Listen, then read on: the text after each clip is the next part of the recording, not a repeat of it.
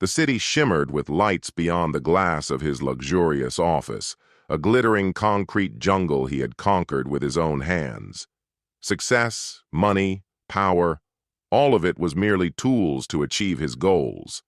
But as contracts multiplied and the numbers in his bank account grew, something within him was steadily crumbling.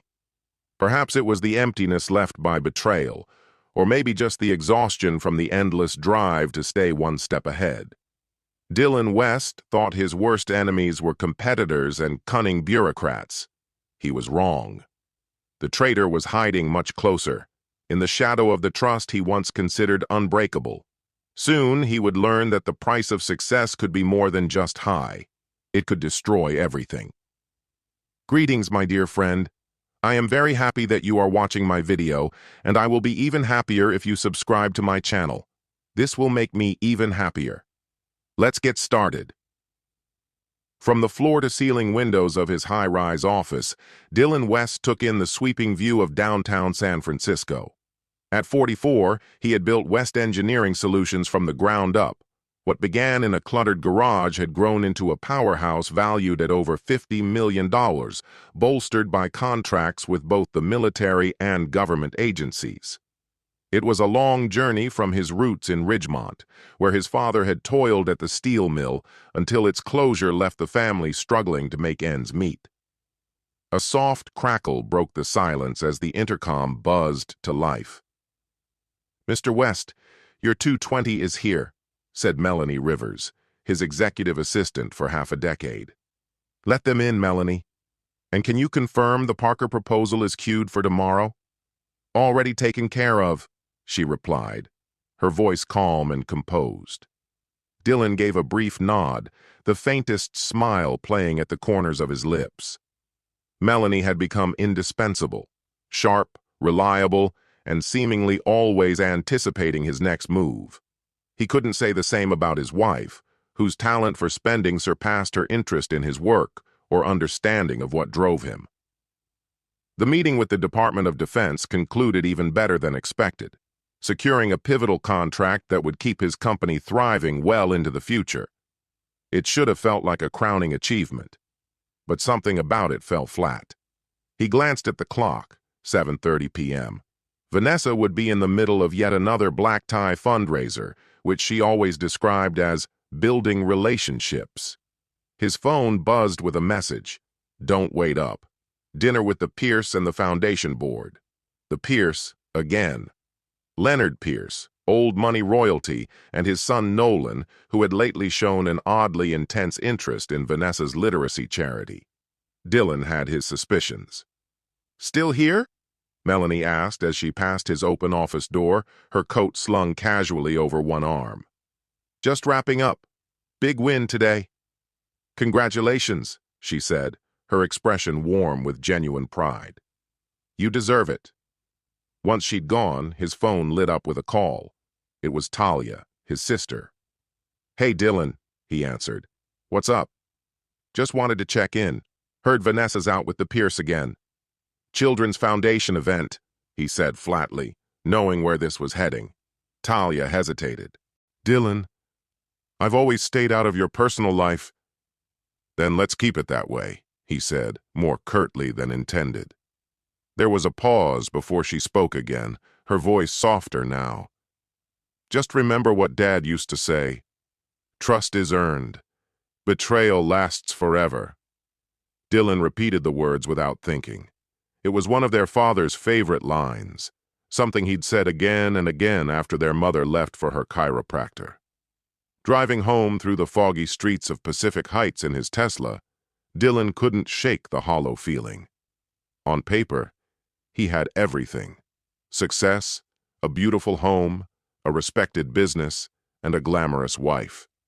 But beneath it all, he felt an aching sense of emptiness. The house was silent when he arrived. In the kitchen, he spotted a bottle of top-shelf bourbon, an appreciative gift from a contractor, and poured himself a modest glass. Tomorrow marked their anniversary. He had arranged a surprise getaway to Bora Bora, hoping it might rekindle something between them. As he climbed the staircase, a notification lit up his phone. A bank alert. $5,000 transferred to Harper Holdings, Vanessa's father's firm, the same one Dylan had refused to bail out during its decline. The transaction couldn't have happened without her approval. She hadn't mentioned anything. His stomach knotted. A small crack had formed in the carefully constructed veneer of their life. The following morning, he woke to find her side of the bed still perfectly made. No messages, no note. Even for Vanessa, that was out of the ordinary. After showering, he went to his home office to finish booking their anniversary trip. In the adjacent sitting room, her laptop sat open on the coffee table. He needed the travel confirmation. She had likely emailed it to herself. He nudged the mouse. The screen flickered awake, revealing a fresh email alert. From Sheffield Law Partners. Subject, Divorce Strategy and Asset Division. Dylan froze. A cold chill crept down his spine. He clicked the message. Dear Mrs. West, following our recent conversation, I recommend filing swiftly before your husband uncovers the infidelity.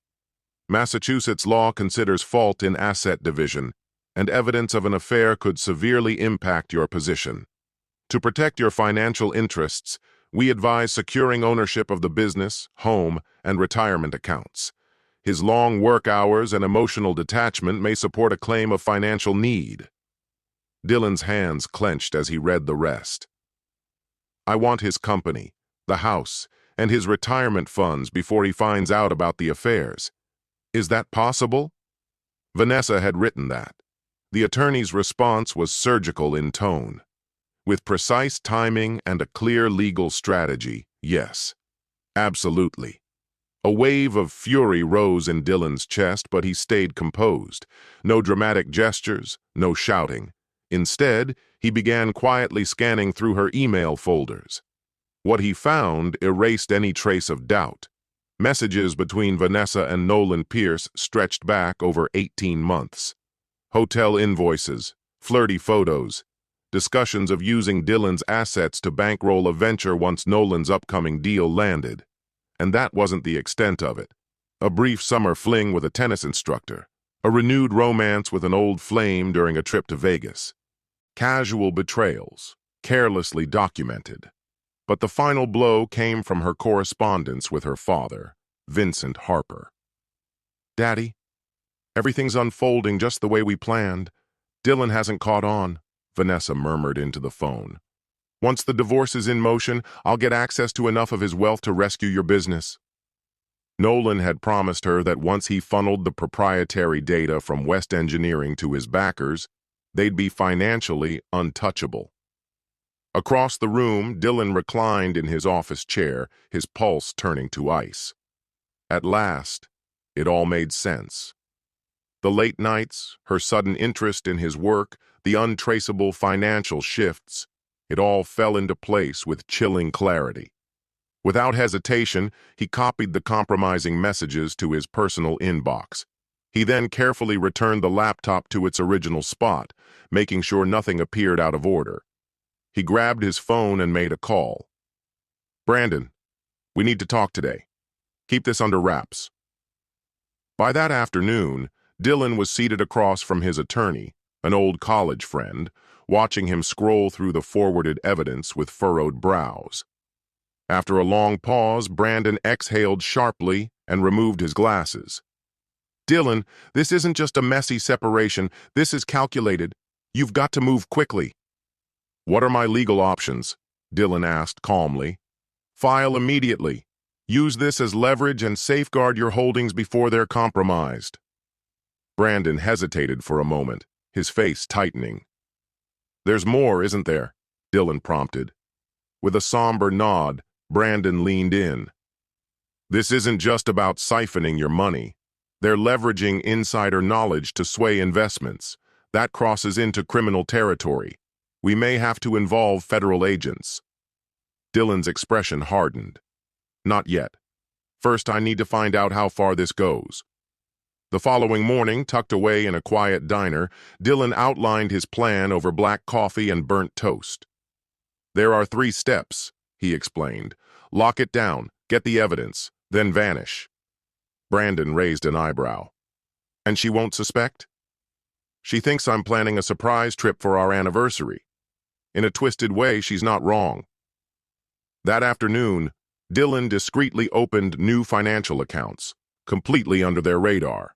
He transferred the majority of his West Engineering shares into a trust managed by his sister Talia, a federal judge known for her incorruptibility. He rerouted his retirement assets into protected holdings. Melanie, his assistant, looked up from the paperwork she was organizing. "This is all legal, right?" "Completely," Dylan assured her. "Strategic asset planning. That's all." At home, he played the part of the loving husband. He confirmed dinner reservations, wrapped the bracelet he'd bought months earlier, and greeted Vanessa with warmth, pretending not to notice the subtle trace of Nolan Pierce's cologne on her blouse. Step 2.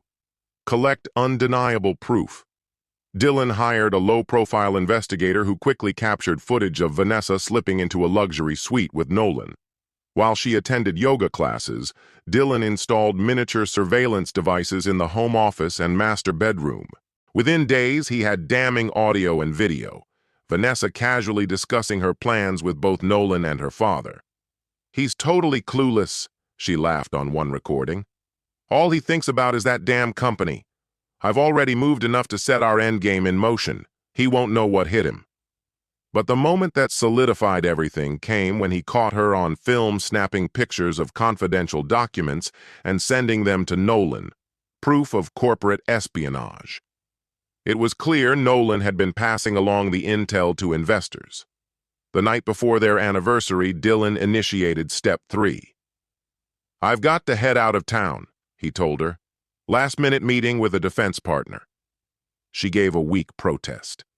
"But it's our anniversary." "I know. I promise I'll make it up to you." Her feigned disappointment couldn't mask her anticipation. Dylan knew she already had plans, with Nolan. But instead of boarding a flight, he drove deep into the countryside to a lakeside property owned by a shell corporation no one could trace. Only Talia was aware of its existence. From there, Dylan compiled every piece of evidence, emails, video files, financial trails, and sent it all to Brandon. His final message: file for divorce in Massachusetts the moment Vanessa makes a move. He called Melanie using a disposable phone. "I'll be off the grid for a few days. If anyone asks, I'm at that defense meeting." "Is something wrong?" she asked, worry in her voice. "Not yet," he said, "but it's about to be made right." That night, under the pale shimmer of moonlight dancing on the lake, Dylan raised a glass to his late father. The old man's words echoed in his mind. Trust must be earned, and betrayal carries a cost. The real fight was only beginning. The morning after what should have been their anniversary, Vanessa bolted upright in bed. 3 missed calls from her father lit up her screen. She dialed him back without hesitation. "Did you file?" Vincent Harper barked, wasting no time on pleasantries. "Morning, Daddy," she said, stretching as she climbed out of bed, her tone laced with mock sweetness. "Not yet. Sheffield says we need to time it right." "You're cutting it close. Nolan's investors are getting nervous." She caught her reflection in the mirror, 38 and still flawless, thanks to an expensive skincare regimen funded entirely by Dylan's money. "Don't worry," she said smoothly. "Everything's under control. Dylan's in D.C. for at least 2 more days. I've already transferred enough to keep your creditors at bay. We're nearly there." After ending the call, Vanessa stepped beneath the scalding stream of the shower, letting the heat melt away the tension in her shoulders. Once dressed and composed, she prepared to dive into a jam-packed schedule. A legal meeting was first on the list, followed by a lunch with Nolan. Everything was running smoothly, until it abruptly wasn't. At the bank, a courteous yet firm branch manager greeted her with unexpected news. "I'm afraid you no longer have access to these funds without joint authorization, Mrs. West." Vanessa blinked, stunned. "That doesn't make any sense. I've always withdrawn from this account solo." He offered a tight smile. "The permissions were updated yesterday by your husband." A ripple of alarm tightened her chest. She tried a different account. Same result. She immediately called her father. "He's pulled the trigger," Vincent said darkly. "You need to get paperwork in today. No delays." When she arrived at Sheffield Law Partners, things went from bad to worse. They were already behind. Dylan had filed for divorce, back in Massachusetts, the state where they'd gotten married. "That's not possible," she snapped. "He lives in D.C. The attorney turned his monitor so she could see. "The filing went through online yesterday. He's citing irreconcilable differences and infidelity." A chill crept up her spine. "What evidence is he using?" The lawyer's hesitation said everything. "There's a considerable amount. Emails, photos, audio recordings." Her stomach flipped. "Recordings?" "Yes. Taped conversations between you, Mr. Pierce, and your father. They include discussions about finances and more intimate subjects." Before she could fully register the fallout, her phone buzzed. Nolan's voice was urgent. "It's bad, Vanessa. Those contract papers you gave me, they're bogus." Her heart skipped. "What are you talking about?" "The investors are pulling out. But that's not the scariest part. Someone's been following everything I've said about West Engineering." By evening, Dylan's strategy had fully surfaced. Their shared credit cards were frozen. The home security codes were changed. Her clearance to his office had been revoked. When she finally got him on the phone, his voice was colder than she'd ever heard. "Enjoy the house while it lasts, Vanessa. I'm sure you and Nolan will find it quite comfortable, at least until the court decides otherwise." "Dylan, wait," she begged. "This isn't what it looks like." "I was taught to always think 3 steps ahead," he interrupted, his voice flat. "That's the only way to survive betrayal." Then he hung up, leaving her alone in the vast, echoing house that now felt less like a home and more like a gorgeously decorated cage. Miles away, at his lakefront getaway, Dylan stood on the porch, watching the last light of day sink below the horizon, a glass of bourbon in hand. His phone vibrated. Brandon's message lit up the screen. She tried to file. Too late. For the first time in days, Dylan let himself smile. The first move was his. "We're going to ruin him," Vanessa said the next morning, pacing across Nolan's sleek penthouse. "He embarrassed us." Nolan Pierce, polished in his custom suit and calm on the surface, was more shaken than he appeared. At 45, he had the Pierce pedigree, but none of the business instinct. Years of missteps had drained his fortune. Vanessa had been his last big bet. West Engineering was supposed to secure a future neither of them could reach on their own. "I've still got some contacts at the Times," Nolan offered. "We could leak a few stories, raise ethical questions about the company." "That's not going to cut it," came a voice from the doorway, slicing through the room. Vincent Harper, still imposing despite his graying hair and fading influence, entered without waiting for permission. He had once guided Vanessa into Dylan's orbit, seeing his ambitious son-in-law as a long-term asset. "If you want to hit him where it hurts," Vincent said, "go after his defense contracts. I've got a few favors left at the Pentagon." By week's end, the retaliation was underway. A reporter from a financial blog contacted West Engineering, digging into suspicious patterns in government bidding. A procurement officer from the Department of Defense raised concerns about delivery timelines. Whispered rumors began to circulate online, forums hinting at instability within the company. Back at his secluded property, Dylan sifted through a manila folder of printouts handed to him by Melanie. "They're going after West," she said, anxiety clouding her face. "I knew they would," Dylan replied coolly, flipping through the documents. "How's the team holding up?" "Wobbly," she admitted. 3 engineers walked. The Phillips project is on pause.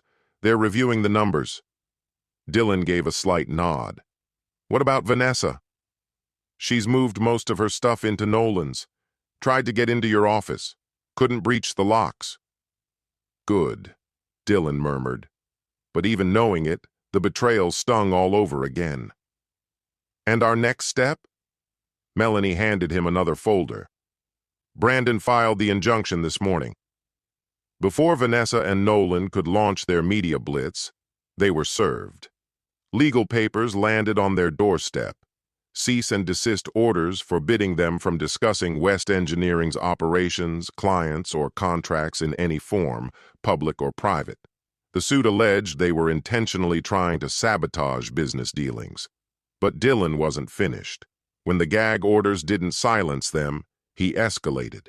Select audio recordings, hand-picked, undeniable, were discreetly shared with military insiders. In one, Nolan was clearly heard offering to trade classified contract data in exchange for financial backing. The war had officially begun, and Dylan was just getting started. In a single night, Nolan Pierce found himself exiled from the defense and military community. His reputation shattered and options dwindling, Vanessa made a desperate pivot, seeking out Talia West at the courthouse with one final appeal. "Talia, please," she urged, her voice tight with urgency. "This has gotten completely out of hand. Just tell me where Dylan is. I need to speak with him." Talia's gaze was steely, her voice calm and clipped. "In the 8 years you were married to my brother, not once did you genuinely care about him, only his money." "That's not fair," Vanessa replied, bristling. "What's truly unfair," Talia snapped, her composure cracking, "is watching you systematically destroy a man who gave you everything he had." She didn't pause. "Did Dylan ever mention our father? Walked out when we were kids, left us nothing but debt and empty promises. Dylan took on 3 jobs to put me through law school. He built this life from the ground up. And now you think you're entitled to tear it all down?" Vanessa shot back, her voice rising, eyes narrowing. "He's going to ruin himself fighting me. Let him know that." Talia's reply was level, without a trace of emotion. "He already lost the only thing that mattered when you betrayed him. Everything else is replaceable." As Vanessa stormed away, Talia quietly took out her phone and sent a message to Dylan. "She came, just like you said she would." At West Engineering, anxiety gripped the boardroom. The air was thick with rumors. Talks of a potential acquisition by a rival company were no longer just whispers. "Where is Dylan?" barked Raymond Fuller, the most senior board member. "Disappearing in the middle of a crisis? This is unacceptable." The doors swung open, and Dylan West entered, sharp in a charcoal suit, composed and unbothered. "Gentlemen," he said smoothly, "apologies for the delay. I had personal matters to attend to."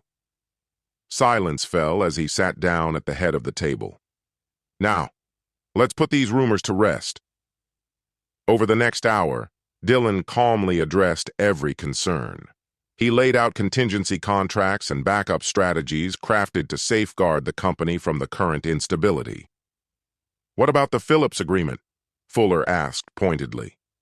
"It'll be back on track by Friday," Dylan replied without pause. "We traced the misinformation to its source. It's been publicly discredited." After the meeting, Melanie approached, handing him a slim envelope. "Nolan Pierce's financials, just like you asked." Inside, the documents painted a damning picture. Pierce had forged contract data to secure high-risk loans from disreputable lenders.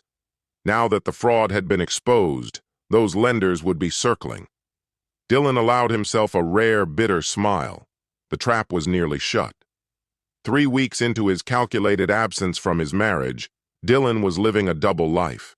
By day, he reinforced the foundations of West Engineering, shielding it from the storm unleashed by Vanessa and Nolan.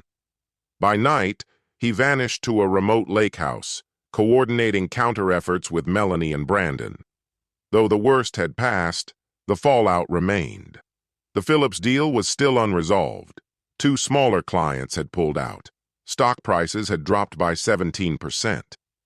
"The board's getting nervous," Melanie warned during a discreet meeting at a back-alley cafe. "Fuller's hinting at a no-confidence vote." Dylan rubbed his temples, exhaling slowly. "The hearing's 2 weeks out. Brandon thinks we can move faster once that's behind us, she said. But the question is, can we make it that far? Before he could respond, his phone lit up. Brandon. Judge Collins just froze all marital assets, came the urgent update. That includes your stake in West Engineering. Dylan stiffened. On what grounds? They're accusing you of moving assets in anticipation of the divorce, labeling it fraudulent. His jaw tightened. What are our options? We can contest it, but the process won't be quick. In the meantime, you're legally blocked from making any executive decisions. Dylan stared into his untouched coffee, the steam long since faded. Her lawyer's smarter than we gave him credit for. Melanie reached across the table, tentative. Maybe it's time to think about settling. Cut your losses. Walk away with what's left. Dylan's reply was quiet, but unwavering. My father had to start over from nothing, and then someone came along and took it all. I'm not letting history repeat itself. That night, back at the lake house, Dylan finally let his anger take over. He drank bourbon straight from the bottle, the burn matching the ache in his chest. His phone buzzed. Talia again. Emergency board meeting tomorrow. Fuller's pushing for temporary leadership. With a roar, Dylan hurled the bottle at the wall, glass exploding like the frustration inside him. Everything he'd worked for was slipping away, while Vanessa and Nolan thrived on the chaos they created. A knock jolted him upright. No one knew about the lake house, except Talia. But when he opened the door, it was Melanie, drenched from the downpour, standing under the dim porch light. I followed Talia, she said simply. We need to talk. Inside, she spread documents across the kitchen table. While digging through the financial audit, I found something. Nolan's been buying up West shares through front companies. Dylan's face darkened, realization dawning. And once Vanessa gets her cut after the asset freeze, he said slowly, they'll have controlling interest. Melanie nodded grimly. This was never just about the divorce. It's a takeover. She paused, her voice barely above a whisper. And there's more. The phony contract details you planted? Nolan used them to secure financing from Alexei Pavlov. Dylan let out a low whistle. Pavlov wasn't just anyone. He was a heavyweight in international finance, a Russian oligarch infamous for his zero-tolerance approach to failed investments. Now, his people were bombarding Nolan's office with calls on a daily basis. Nolan was bleeding for cash. Dylan's mind, sharp and tactical, began racing. Desperation like that could lead to slip-ups. The next day, Dylan showed up at an emergency board meeting, taking everyone off guard with his sudden appearance. Gentlemen, I realize this situation has raised concerns, he began, addressing the stunned directors. My personal circumstances have caused some turbulence. But before any decisions are made, he continued, you should be aware that West Engineering has just landed an exclusive deal with Naval Systems Command, $30 million over 5 years. He passed out folders to each board member. Inside was authenticated proof of the deal, real this time. Dylan had been brokering it behind closed doors for months. I propose we delay the leadership vote until next quarter when revenue starts rolling in from this contract. The board agreed. The no-confidence vote was deferred. Dylan had bought himself a reprieve, but he knew it wouldn't last. As he stepped out of the boardroom, he found Raymond Fuller. You've been in contact with Nolan Pierce. Fuller tensed. He made a tempting proposition. For the company's benefit, or just yours? Dylan pressed. Come on, it's just business, Fuller replied. Nothing personal. Dylan moved in closer. My father always said, business is always personal. Remember that when this is done. Later that evening at his lake house, Dylan got Brandon on the line.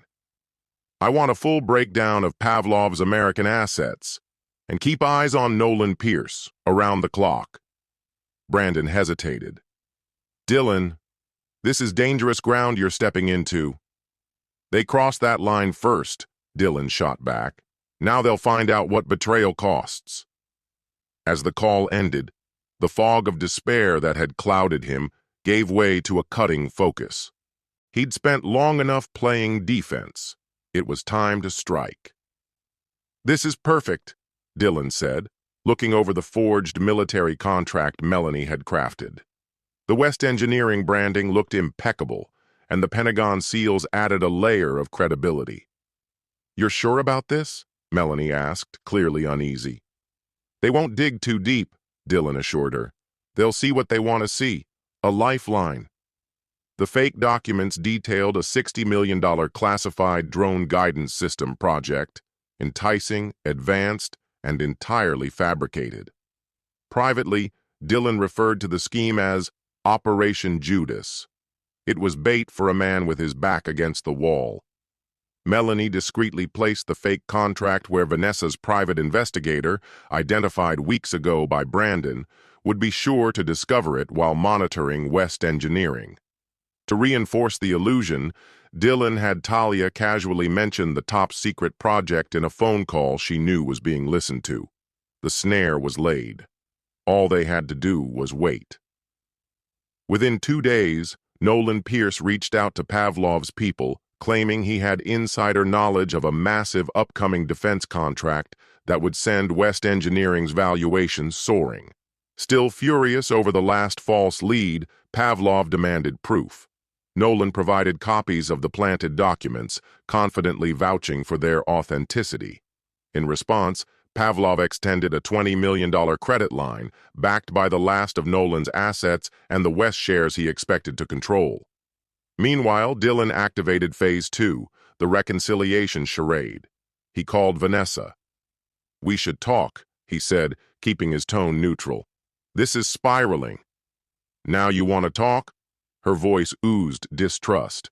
"I want this feud to end before we both lose everything," he said. "The company's taking the hit. Let's work out a solution."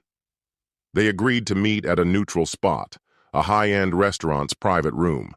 Brandon warned against it, but Dylan was firm. "She needs to see me when it happens."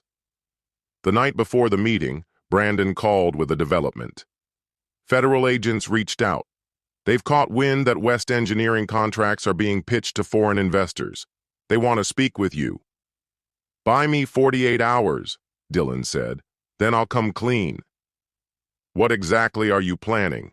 Brandon asked. "Justice," Dylan answered simply. That same night, Nolan received a frantic call from his broker. West Engineering's stock was tanking.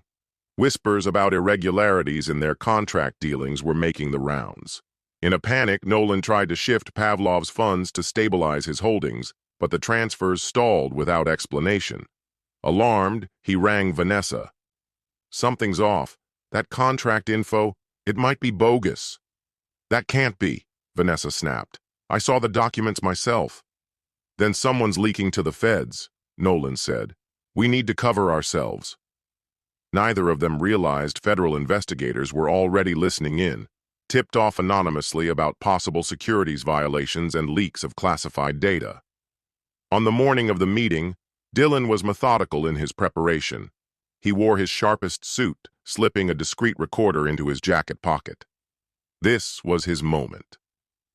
Vanessa arrived at the restaurant poised but visibly worn. The weeks of courtroom warfare had left their mark. As Dylan rose to greet her, she said coolly, "You're looking well." "Appearances can be deceiving," he remarked, gesturing toward the seat opposite him. "But I guess neither of us needs that reminder." Once the waiter departed with their drink selections, Dylan calmly opened his briefcase and laid a folder on the table between them. "My settlement offer," he stated with icy composure. Vanessa flipped it open, her eyes narrowing as she read. Her jaw tightened. "You're kidding, right?" she hissed. "The cabin and a lump sum? That's all I get? After nearly 10 years together?" "10 years spent perfecting your exit strategy," Dylan replied coolly. "Should we revisit your extracurricular escapades?" Her posture stiffened. "Nolan? The tennis coach? Or are we going to drag Vegas into this now?" Her voice was razor sharp, simmering with fury. "You're pathetic." None of that would hold up in court. Dylan's smirk didn't reach his eyes. I'm not talking about divorce court. He pushed a second envelope across the table. This one's federal. Securities fraud, wire fraud, conspiracy. Vanessa's face lost color as she scanned the formal complaint. Her name sat right beneath Nolan's on the list of defendants.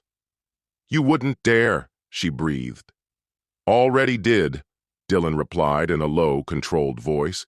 The only choice you have now is whether you cooperate or take the fall beside him. Right on cue, her phone buzzed. Nolan's name lit up the screen. She answered, her fingers trembling. His voice was frantic. Federal agents had stormed his office.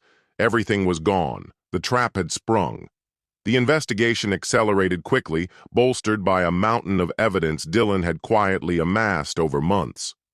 Nolan Pierce was formally charged with multiple felonies, securities violations, wire fraud, conspiracy. Facing a potential 20-year sentence, he caved almost instantly, offering full cooperation. He named names. Vanessa's was first on the list. Faced with overwhelming proof, audio recordings, emails, financial logs, and betrayed by her own lover, Vanessa had no cards left to play. She signed Dylan's original deal, the Lake Tahoe cabin, a one-time payout of $5,000, and total relinquishment of any claims to West Engineering or joint assets. The divorce was finalized 4 months later. The same month, Dylan had exposed her schemes. In the fallout, Raymond Fuller and 2 other board members stepped down after the SEC opened separate inquiries into their connections with Pierce. Despite the storm, the company's crucial defense contract with Naval Systems Command remained intact, and once the dust settled, West Engineering's stock began to rebound. 6 months after that pivotal evening, Dylan stood in his newly renovated office, the skyline of San Francisco unfurling beneath him. A knock interrupted his thoughts. "Come in," he called. Vincent Harper stepped inside, a hollowed version of the once charismatic man who dazzled at charity galas. "You've got 5 minutes," Dylan said coldly. "I came hoping you still had a heart," Vincent said, voice low. "Vanessa has nothing now. Her future's gone." "She wagered both," Dylan replied, cutting him off. "She tried to destroy everything I built. She lied. Repeatedly. Leaked intel that could have buried this company. And me with it. And you think I owe her compassion?" Vincent pressed on. "She's scraping by in a rundown apartment in Oakland, answering phones." "She lived a lie for 8 years," Dylan snapped. "Now she gets to live with the consequences." Vincent had no answer. He turned and left in silence. Moments later, Melanie entered with a coffee in hand. "Everything okay?" she asked. "Vincent thinks I should be merciful," Dylan said with a sardonic edge. "My father used to say, 'Mercy's for those who regret, not those who recklessly ruin lives.'" He took the coffee. "How are things on the contract side?" "Solid," Melanie replied, taking the seat across from him. Their bond had deepened, no longer just professional. They shared something forged in the fire of betrayal and survival. The DoD audit passed clean. "We've got the go-ahead on the missile systems project." Dylan gave a satisfied nod. "And Nolan?" "Sentencing's next week. His lawyers are begging for a minimum security placement, but the Pavlovties are a major strike against him." Then the intercom came to life. "Mr. West, Vanessa Harper is here to see you." Dylan glanced at Melanie. She'd gone back to using her maiden name. After a pause, he said, "Send her up." Vanessa entered moments later, a ghost of her former self. Her designer sheen had vanished, replaced with clearance rack clothes and an air of defeat. Her hair was unkempt. Her confidence gone. "I'll step out," Melanie offered, rising. "No," Dylan said. "Whatever she has to say, you can hear it too." Vanessa's eyes flicked between them, realization dawning. "Of course," she said with a bitter twist, "the loyal assistant." "What do you want, Vanessa?" Dylan asked, voice flat. Her tone cracked. "A second chance. Everything's gone. My family name, the company, Nolan. I'm completely alone. And you think that's supposed to move me? Dylan said, unmoved. You spent years laying the groundwork for my downfall, manipulating me, betraying me with other men, scheming to seize control of the company I built. I made terrible decisions, she whispered through tears. But we shared good times too. We could again. No, Dylan interrupted. He stared at her unmoved. We can't go back. I don't hate you anymore, Vanessa. I just don't feel anything. Her expression shifted, hardening into something colder. You engineered all of this, she accused. You wanted to destroy us. And you succeeded. I didn't destroy us, Dylan replied calmly. You did. I simply made sure you had to live with the consequences. That's not revenge, that's justice. Once she was gone, Melanie stepped beside him and rested her hand on his shoulder. You holding up okay? I will be, he said, covering her hand with his. That night, Dylan returned to his new place, a sleek condo overlooking the bay. The old house in Pacific Heights held too many memories, too many ghosts. His phone buzzed. A message from Brandon lit up the screen. Nolan got 12. No parole before 8. Dylan poured a glass of bourbon and raised it silently in tribute to his father. Trust isn't given. It's earned. And betrayal has no second chances. His father would have approved. A year later, the West Engineering corporate retreat at Lake Tahoe brought together teams from every department to celebrate a record-breaking year. Under crisp skies, employees laughed over friendly competitions while executives huddled over plans for expansion. Dylan stood on the deck of the main lodge, once a vacation home he'd shared with Vanessa, now owned by the company. The past 18 months had reshaped everything, the business and the man who ran it. The fire of betrayal had stripped away weakness, leaving something leaner, more resilient. Penny for your thoughts? Talia asked, stepping beside him with a glass of wine. Just taking it all in, Dylan said, and feeling the peace. You've earned it, his sister told him. There were moments I wasn't sure you'd pull through. He nodded slowly. Those dark months, when his life had been consumed by plans and vengeance, had terrified them both. I had to see it through. Dad would have done the same, Talia said, though probably with less subtlety.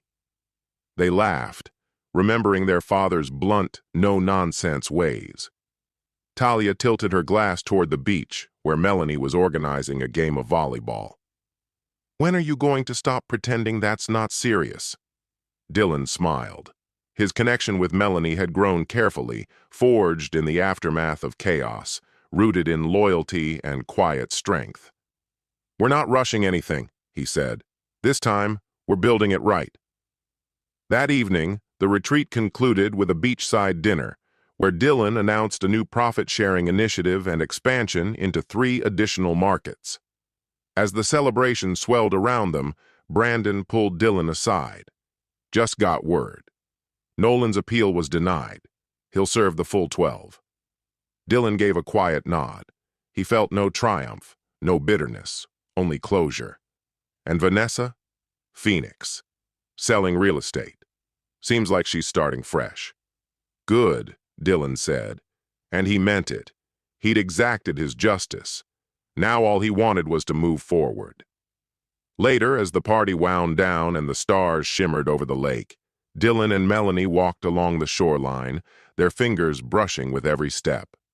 Successful weekend, Melanie said softly. Very, Dylan agreed, finally slipping his hand into hers. The company's thriving, she added.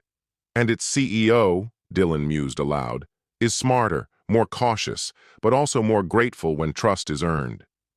Melanie stopped and turned to face him. Have I earned yours? You've earned more than that, he said. You saw who I was when everything fell apart. And you stayed. What I saw was someone fighting to protect what mattered, she said firmly. There's no shame in that. Dylan leaned in, kissed her gently, then deeper, with quiet conviction. When they pulled apart, they were both smiling. "So," Melanie asked, "what comes next?" "Now we build something new," Dylan said together, "stronger than before." As they made their way back to the lodge, his phone buzzed again. He glanced at it briefly, then powered it off. "Who was it?" Melanie asked. "No one that matters," he said honestly. The message, sent from Vanessa's new number, would remain unread. "I still think about what we had. Do you ever wonder?" He didn't. The past was behind him. Its debts were paid. Its lessons learned. Justice had been served, cold and absolute. Now at last, Dylan West was no longer looking back. He was focused forward, 3 steps ahead of the ruins that once tried to bury him. Trust must be earned. Betrayal is never forgiven. But life, he'd come to realize, moves forward. And with the right people beside you, it could be even better than before. Our story comes to an end here. Share your thoughts in the comments. Thank you for taking the time to watch. If you enjoyed this story, please check out other videos on this channel. See you soon, my dear friend.